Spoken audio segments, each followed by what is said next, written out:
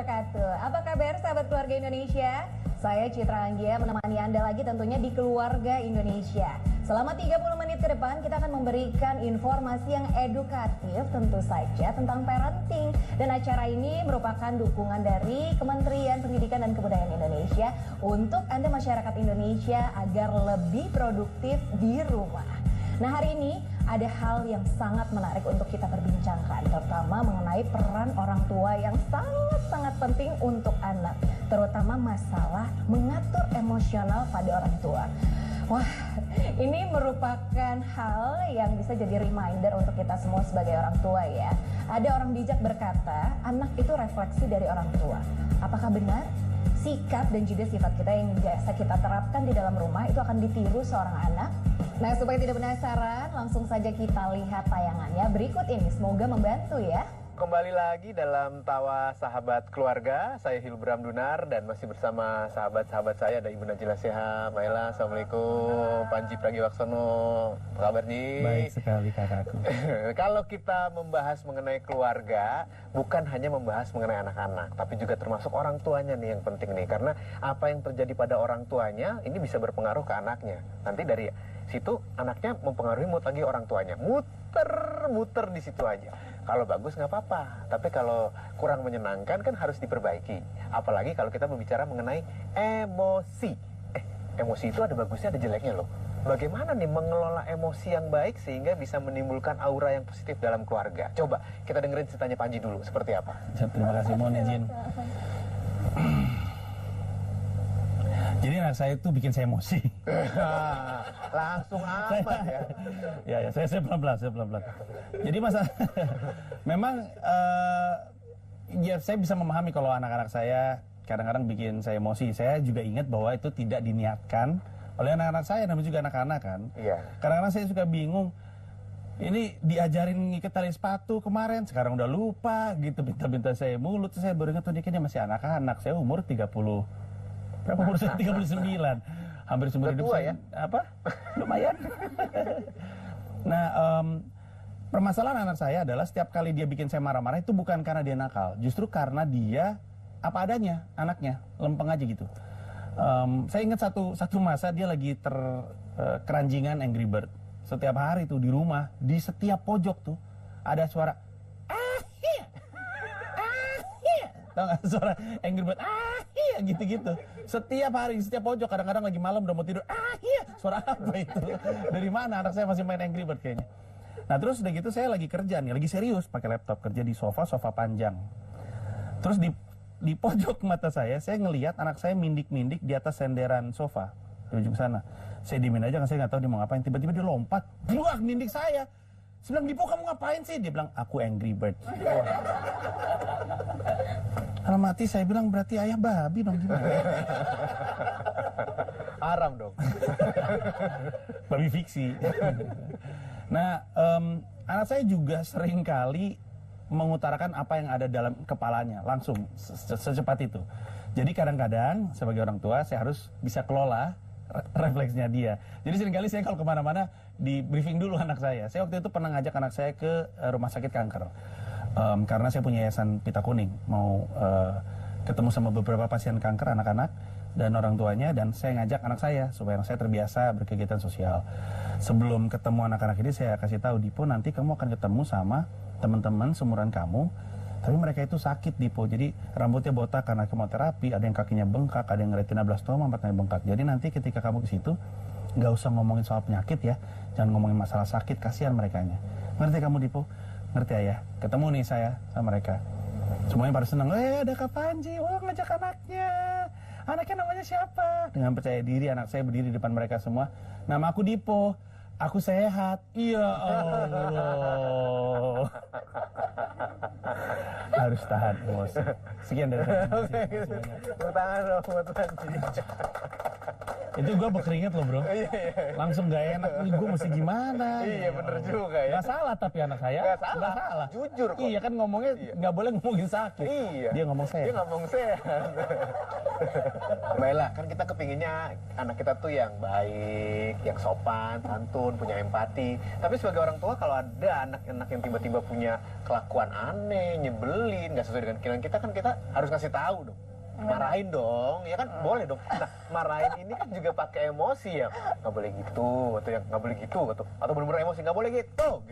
Ini gimana kita mengelola emosi kita buat anak kita nih sebagai orang tua? Susah banget ya, susah banget buat ngelola emosi sebagai orang tua. Aku tuh belum pernah ketemu orang tua yang bilangnya tuh, Mbak Ella, aku ya alhamdulillah selama jadi orang tua tuh woles, selalu datar ngadepin anak gitu ya, nggak ada. Semuanya tuh ceritanya tuh pasti ternyata jadi orang tua tuh emosional banget gitu ya. Nah, aku selalu ngajak orang tua buat lihat sih kenapa sih jadi orang tua tuh emosional. Karena benar, pasti ada emosi. Yang pertama tuh karena kita punya harapan yang tinggi sama anak kan. Kita pengen anak kita kalau bisa sempurna lah, nggak pernah gagal, selalu sopan apa dan sebagainya. Padahal tadi Panji cerita kan, ya namanya juga anak-anak. Salah wajar nggak? Wajar. Kadang nggak bisa, kadang nangis, itu semua wajar gitu. Nah, yang kedua, kita tuh emosi karena kita punya harapan yang tinggi sama diri kita sendiri. Kita tuh pengen sukses jadi orang tua.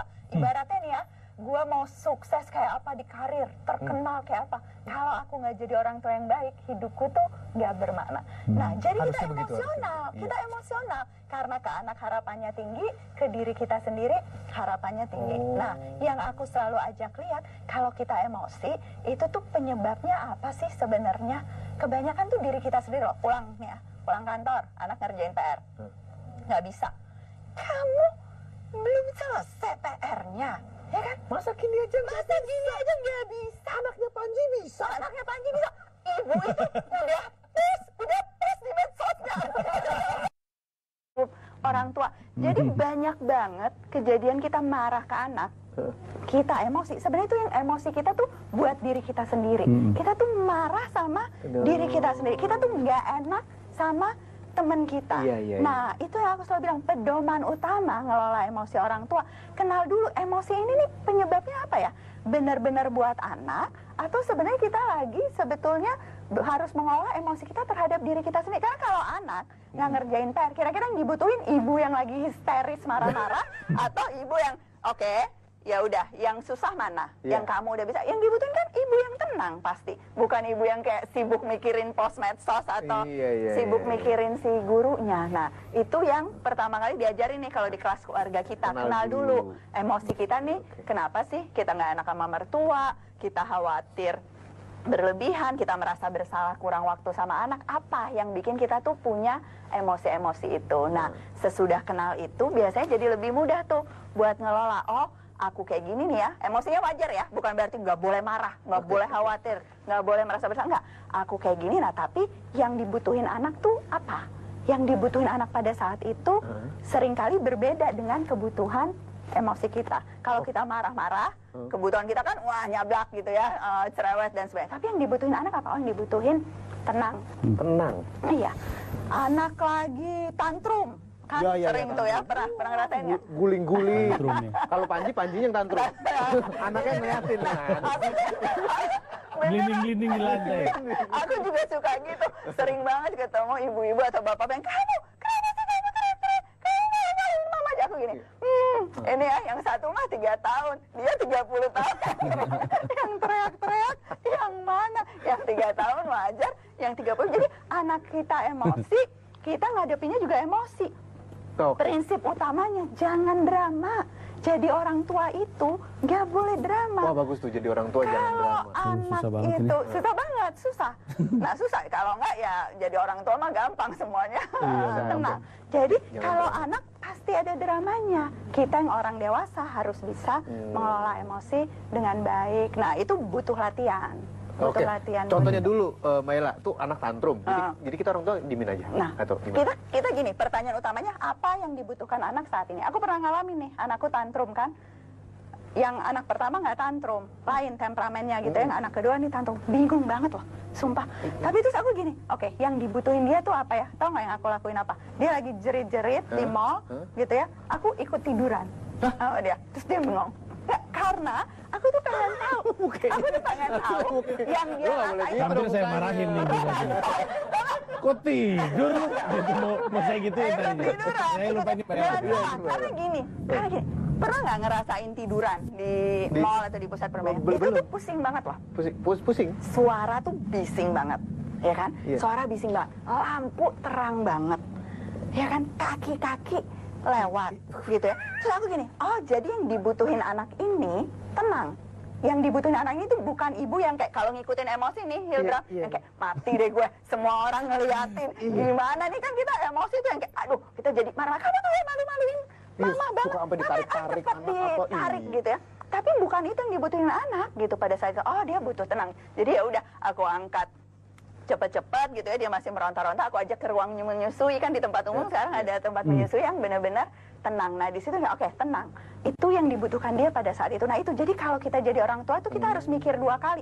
Emang sih kalau ngikutin perasaan aja, ngikutin emosi, kita pengennya marah, pengennya aduh malu banget depan orang gitu, pengennya pura-pura nggak kenal anak siapa sih ini, tinggal aja gitu ya, lagi di mall gitu ya. Tapi yang dibutuhin anak pada saat itu tuh apa? Itu yang kita harus tahu. Berarti nanti ya, siapapun yang nonton ini, kalau ketemu saya di mall, anak saya lagi gelinding-gelinding di lantai, saya liatin, itu bukan saya diemin, saya lagi mikir.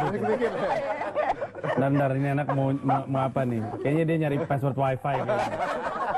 Wifi. Kalau saya berarti kalau anak saya tantrum, gelinding di mall, saya bawa ke ruang menyusui. Karena sebenarnya apa? Oke, itu kan mengelola emosi kita sebagai orang tua. Jadi kita tahu dulu anaknya kondisinya seperti apa. Tapi emosinya boleh. Emosinya boleh nggak? Kalau misalnya aku bilang nggak boleh emosi, nggak mungkin. Iya. Pasti emosi. Cuma apa yang kita rasain nggak berarti itu kemudian tindakan kita kayak gitu, kan orang dewasa gitu dong. Iya. Bukan otomatis rasain keluarin gitu ya. Ada proses rasain, kita pikir dulu baru kemudian kita bertindak. Tuh, itu tandanya kuncinya. orang tua dewasa. Rasain, pikirin, baru bertindak. Panji pernah marahin anaknya? Tentu saja. Tentu saja tapi geleng. Lain kali nanti kalau misalkan Selama ini gimana ceritanya kalau marahin anak diapain? Pernah menghukum anak apa gitu? Nggak, tapi kalau sekarang udah jauh lebih tenang. Biasanya tuh Iya, orang karena tua udah baru tuh biasanya. Betul, Orang tua iya, baru tuh betul, masih latihan. stres sama mendidik anak dan benar sama tekanan Iya, sosial dan segala macam ya. Ketika udah punya anak 2 agak lebih tenang. Kebetulan kan anak saya sekarang 18. Oh, banyak banget. Banyak banget anak saya. Kayak Nggak, tapi sekarang lebih tenang, lebih lebih ngomong ngerti aja lah sebenarnya gitu ya? apa yang dicari. Iya, kadang-kadang sebenarnya pengennya cuma ditangkap untuk dipeluk dulu aja, Iya. dimanja-manja. Kebetulan satu keluarga manja sampai istri saya tuh. Hari ini sebenarnya pengen disayang. Gitu, jadi Ngambek ya. lebih tenang. Tapi Kalau kalau istri biasanya dikasih uang belanja baru diem. oh enggak, istri saya minta diajak nonton Netflix biasanya itu bareng-bareng. Tapi ya emosi sering terjadi dan tadi ngobrol-ngobrol sama Bella jadi bikin saya ini sih bikin belajar lagi aja. Ntar kalau misalnya mau marah, aduh gimana sih? Terus anak saya, ayah marah sama aku, marah sama ayah. Ini karena ayah sendiri belum makan nasi gitu. Salahin diri kita sendiri, makanya dipikirkan, dirasakan. Apa dulu? Iya. Dirasakan, pikir dulu, baru lakukan. Nah, karena di tiap keluarga tuh beda-beda juga sih emosi yang dominannya. Kenapa kita nggak boleh emosi? Karena itu ditiru anak. Jadi kalau kita marah-marah, nanti yang terjadi tuh lingkaran negatif. Anak kita juga jadi orang yang pemarah. Kalau kita pakai kekerasan, anak kita bakal ngelakuin kekerasan. Emosi itu diwariskan. Jadi yang diwariskan dalam keluarga tuh bukan harta, emosi yang dominan di dalam keluarga itu. Perhatiin deh, masing-masing keluarga tuh ada tuh emosi yang dominannya. Ada yang marah terus, pakai kekerasan, ada yang merasa bersalah, ada yang anak saya usil ya. diwariskan. Siapa yang ngewarisin tuh? Usil banget. Kena deh. Iya, ampun. Oke. Berarti kuncinya adalah itu ya. Bagaimana kalau kita menghadapi anak ketika emosi mulai muncul, rasakan dulu emosinya, itu wajar. Pikirkan baik-baik langkah apa yang harus dilakukan. Kebutuhannya anak ya, apa. supaya tenang dulu, amigdalanya harus gerak dulu nih di otak. Habis itu baru tindakan kita yang sesuai untuk menenangkan mereka, yang sesuai ya. Karena setiap anak punya kebutuhan yang berbeda menghadapi orang tuanya, begitupun orang tuanya.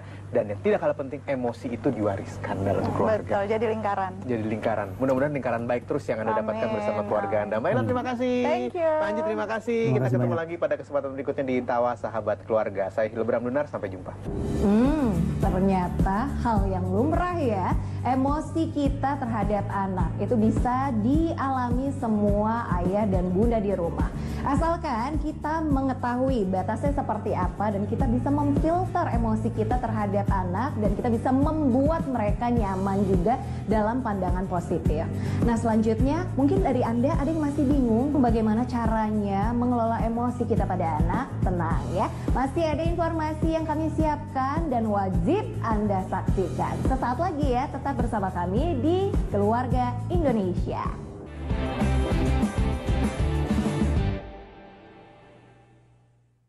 Terima kasih Anda tetap setia bersama kami di Keluarga Indonesia. Nah, seperti yang saya janjikan tadi, ini adalah hal yang penting untuk Anda yang sering memikirkan bagaimana caranya untuk mengatasi emosional kita pada anak. Untuk Anda yang stres menghadapi perilaku anak, ini dia, kita lihat tayangannya bersama.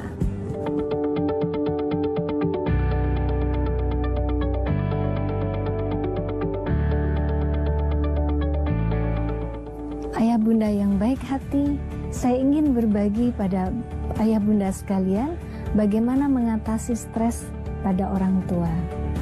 Nah, ayah bunda sekalian, apa itu stres? Stres adalah respon diri seseorang karena berbagai kejadian di dalam kehidupan kita. Misalnya, ada perubahan di dalam kehidupan kita. Misalnya ada seseorang yang meninggal dalam kehidupan kita, bisa jadi stres mampir dalam kehidupan kita. Berikutnya, stres bisa terjadi karena tekanan-tekanan kehidupan. Misalnya, tekanan ekonomi, tekanan kita harus mendapatkan jodoh dengan cepat. Stres juga bisa terjadi karena rutinitas yang selalu kita alami dan bisa jadi rutinitas ini yang tidak mengenakan. Misalnya, kita sangat kesulitan membangunkan anak kita. Itu memberikan stres tersendiri pada kita karena mungkin ini tiap hari kita alami. Ada beberapa tips yang ingin saya sampaikan kepada ayah bunda sekalian. Pertama, mari kita coba melihat apakah kita cukup dengan me time kita. Apakah kita bisa mengekspresikan hobi-hobi kita. Misalnya kita senang drama, kita senang musik, kita senang mengoleksi sesuatu, apakah semua ini bisa kita jalankan atau tidak, ada waktu atau tidak. Nah, yang lain adalah apakah pasangan kita cukup memberikan dukungan kepada kita. Kita bisa memintanya memberikan dukungan kepada kita. Stres juga bisa dengan cara kita menjalankan hobi-hobi kita yang mungkin sudah terlupakan sebelumnya. Ayah bunda, seimbangkanlah kehidupan kita sebagai diri kita sendiri, sebagai orang tua, sebagai istri, sebagai seseorang yang berkontribusi di masyarakat. Cukupkah kita memberikan waktu-waktu itu untuk kesemuanya dengan seimbang? Kalau untuk hanya satu saja yang berat, misalnya hanya kepada anak saja, saya yakin stres bisa terjadi pada diri kita. Nah, ayah bunda sekalian, mau coba mengatasi stres ini? Semoga berhasil dan mari kita hidup dengan seimbang sehingga kita mampu untuk memberikan dukungan yang maksimal bagi anak-anak kita.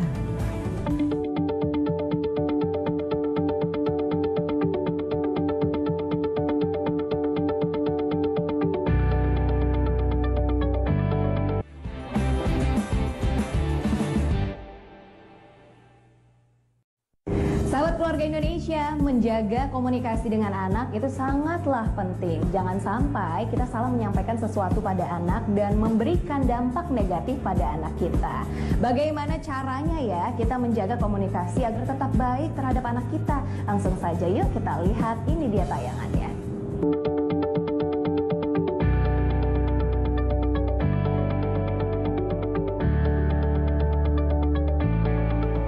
Komunikasi yang efektif sangat penting. Mendengarkan anak, kita banyak melamun atau bahkan mengalihkan pembicaraan.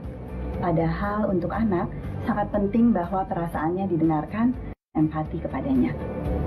Pada saat berkomunikasi dan berinteraksi, kita juga sering memilih cara-cara yang tidak efektif. Nasihat misalnya, nasihat sering memblokir komunikasi. Begitu anak mendengar, makanya kan aku sudah bilangin, Seharusnya tidak begitu, yang terjadi adalah dia cenderung menutup telinganya dan menolak melanjutkan percakapan. Cara yang lebih efektif dalam berkomunikasi adalah refleksi pengalaman. Jadi, bukannya bilang, makanya aku udah bilang PR itu harus dikerjakan sebelumnya. Tapi kita cerita, Bunda juga pernah loh dulu ketinggalan PR, rasanya malu dan menyesal sekali.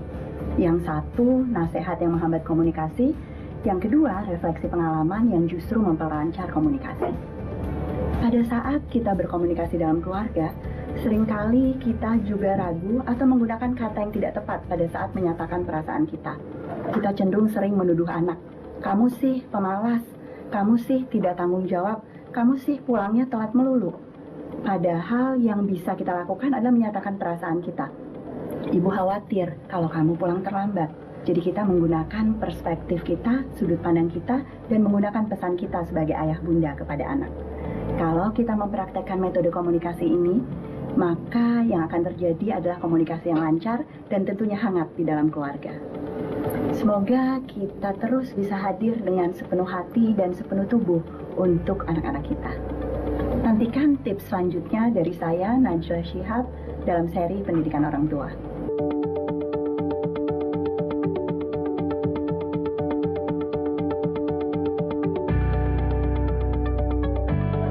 Wah, dalam menjalankan tugas kita sebagai orang tua, ternyata banyak hal yang perlu kita pelajari.